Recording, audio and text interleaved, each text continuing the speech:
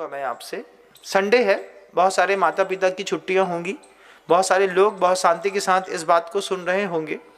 मैं बिल्कुल शांति के साथ बस इतना बता रहा हूँ कि आने वाले समय में तूफान आने वाला है। उस तूफान में आपके परिवार के कितने लोग फंस करके मरेंगे, इसकी गणना आप खुद कर लीजिएगा। आचार्य जी ने जब धनवान और श्रेष्ठी के बीच का फर्क कहा, फिर गुरु जी ने वो श्लोक कह ही दिया जो वो हमेशा से कहते हैं, ये शाम न विद्या न तपो न दानम गुणम न शीलम न दया न क्षमा।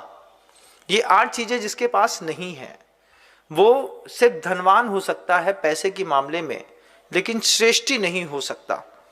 श्रेष्ठी विद्या है, उसके पास इस भाव का परभाव का वो समझता है, उसको दिखाई देता है कि भैया मर करके हम साथ में कुछ लेकर के नहीं जा पाएंगे, जो भी है यहीं पर दे करके जाना है।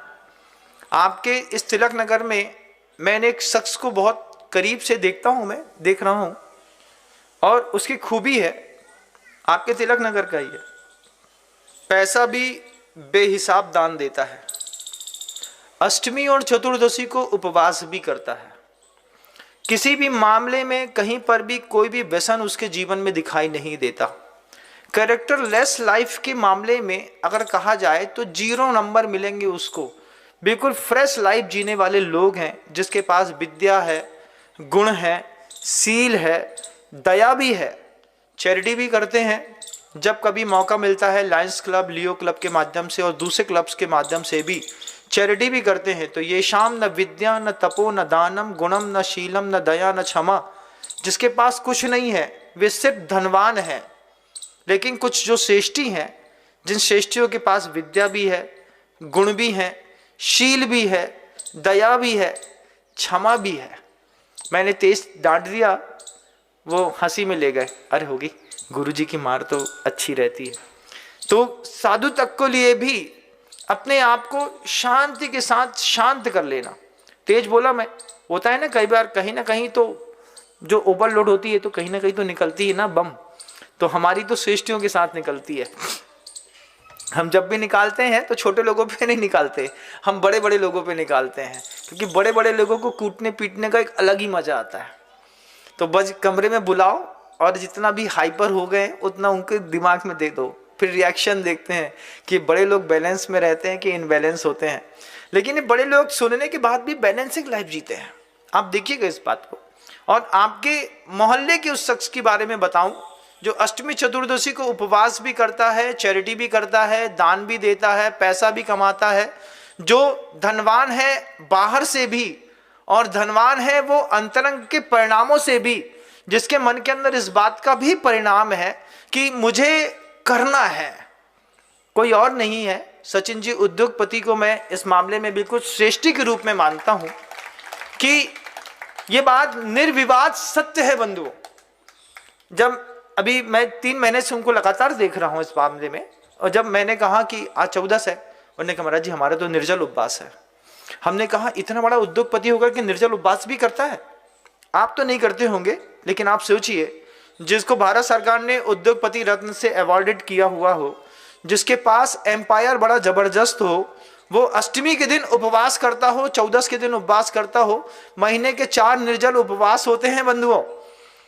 नो बैड कैरेक्टर लाइफ, ना कभी आप उसको गुटखा खाते हुए देखेंगे, ना कभी किसी और फालतू की चीजों में देखेंगे। गुरुजी के साथ छोटी सी उम्र में जुड़ करके जिसके पिता ने भी इस बात की शिक्षा दी हो कि बेटा अंतिम सत्य तो बस सल्लेखना ही है और कुछ नहीं है।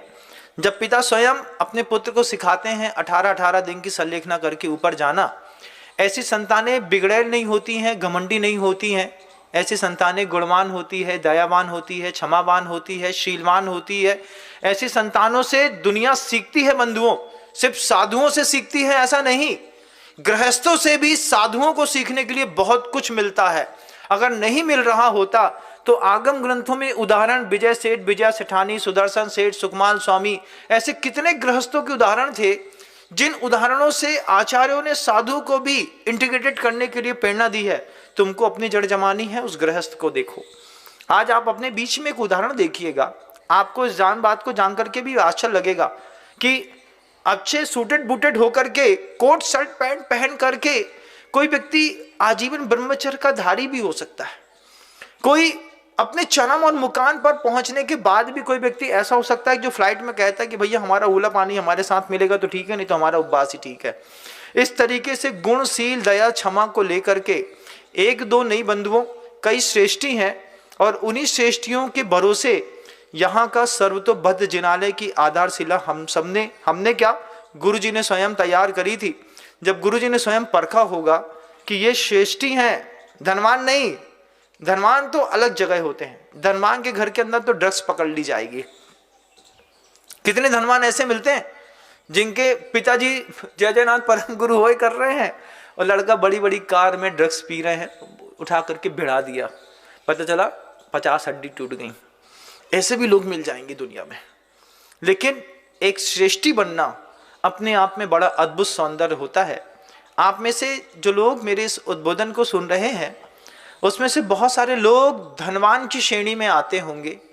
मैं आप सबसे कहूं कि श्रेष्ठी की श्रेणी में भी आने की कोशिश करिए, श्रेष्ठी की श्रेणी में अपने परिवार को भी लाने की कोशिश करिए, श्रेष्ठियों की श्रेणी में अपने बच्चों को लाने के लिए आज से माइंड मेकअप करिएगा, क्योंकि बहुत जल्दी वक्त आ जाता है। खड़ी खेती और जवान बेटी कब पक करके तैयार हो जाती है पता नहीं चलता। आचार्य सिंह जी कहते थे कि खेत में खड़ी खेती और घर में जवान बेटी बहुत सलाती है, बहुत चिंता पैदा करती है।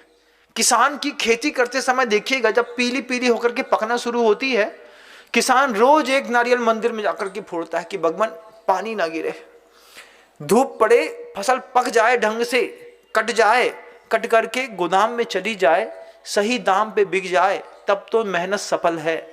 यही हाल होता है जब घर के अंदर एक जवान बेटी होती है। उस जवान बेटी को देख करके भी माता पिता रोज मंदिर जाते हैं, भगवान सही ढंग से पक जाए, सही ढंग से सही घर में जाकर के कट जाए, सही जगह से जीवन सफल हो जाए तो हमने गंगा नहाई। और नहीं तो कहीं 56 में या कहीं और अगर मान लो मिल जाए रात के 2 बजे, 2:30 बजे, 3 बजे, तो गढ़ने के लिए जगह तक नहीं मिलती। ये भूमिकाएं कोई साधु आपके घर के अंदर आकर के तय नहीं करेगा, ये भूमिकाएं माता पिता को खुद तय करनी पड़ेगी। अपने बच्चे के लिए ब्रेक और बाउंड्री, 2 चीजें आपको खुद